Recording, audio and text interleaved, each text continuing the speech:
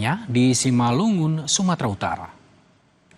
Ini setelah dibongkar ya, buat dokumentasi. Tewasnya pelajar berusia 14 tahun ini diketahui usai ibu korban meminta kerabatnya untuk mengecek kondisi sang anak di dalam rumah karena tak bisa dihubungi seharian. Saat dicek, korban ditemukan tewas di dalam kamarnya dalam kondisi tangan terikat. Polisi bersama tim Inafis langsung melakukan olah TKP dan tak ditemukan kerusakan serta barang hilang di lokasi. Sementara itu jenazah korban dibawa ke RSUD Jasemen, Saragih, Pematang Siantar untuk diotopsi. Setelah dibongkar ya, buat dokumentasi setelah dibongkar. Hasil penyelidikan kami sementara dari hasil olah TKP dan cek TKP bahwasannya rumah tersebut dalam keadaan tertutup dan tidak ada orang lain yang keluar masuk dari rumah tersebut. Demikian. Untuk barang-barang korban tidak ada yang hilang dan handphonenya juga kami temukan di samping tubuh korban. Demikian.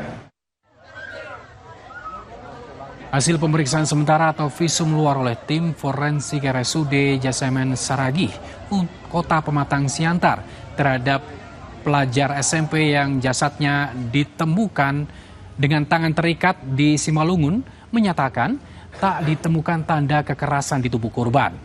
Meski demikian, saudara, pihaknya masih menunggu hasil sampel dari laboratorium untuk mengungkap penyebab pasti kematian korban.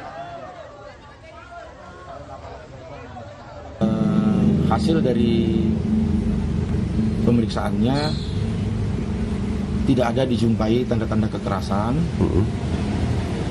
Dan untuk hasil lebih konkretnya lagi, kita tunggu hasil dari pemeriksaan laboratorium dari sampel-sampel yang sudah kita berikan ke laboratorium nanti.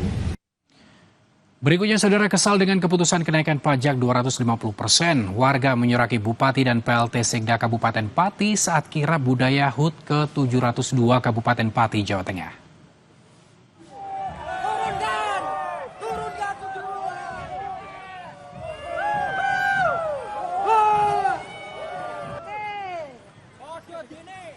Inilah, saudara, momen saat Bupati Pati Sudewo dan istrinya disoraki warga saat kirap budaya di Hari Jadi Kabupaten Pati.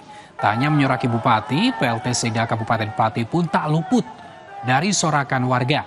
Sorakan warga ini bentuk luapan emosi dan kekecewaan setelah Bupati Pati menaikkan pajak bumi bangunan, perdesaan, dan perkotaan atau PBB P2 hingga 250%.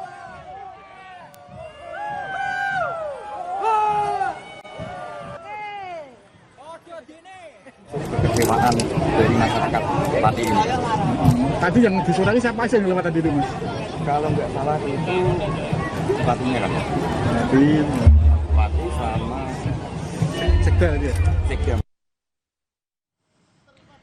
Terus mendapatkan penolakan dari warganya, Bupati Pati Jawa Tengah Sudewo akhirnya membatalkan kenaikan tarif PBB P2 hingga 250%. Pembatalan kenaikan pajak disebut Sudewo untuk menjaga situasi tetap kondusif serta mendorong perekonomian dan pembangunan daerah.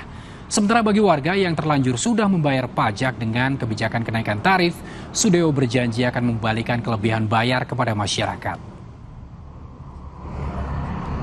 Saya memutuskan kebijakan kenaikan PBB P2 saya batalkan untuk menciptakan situasi aman dan kondusif dan dalam rangka memperlancar perekonomian dan pembangunan Kabupaten Pati. Berarti pembayaran pajaknya PBB P2-nya akan kembali seperti semula, yaitu seperti pada tahun 2024.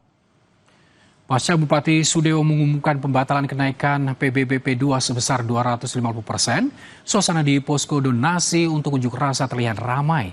Beberapa warga terlihat masih memberikan donasi untuk logistik aksi unjuk rasa pada 13 Agustus.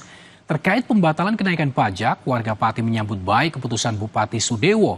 Meski demikian, warga tetap akan menggelar unjuk rasa pada 13 Agustus mendatang.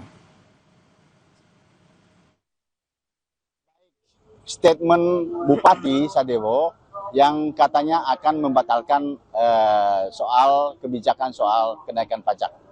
Tetapi tanggal 13 itu adalah undangan bupati untuk menghadiri kabupaten minimal 50.000 orang.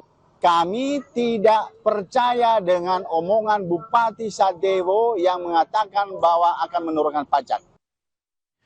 Saudara terdakwa pembunuh gadis penjual gorengan di Padang Pariaman, Sumatera Barat pada September 2024 tahun lalu divonis hukuman mati. Ulasannya usai jeda.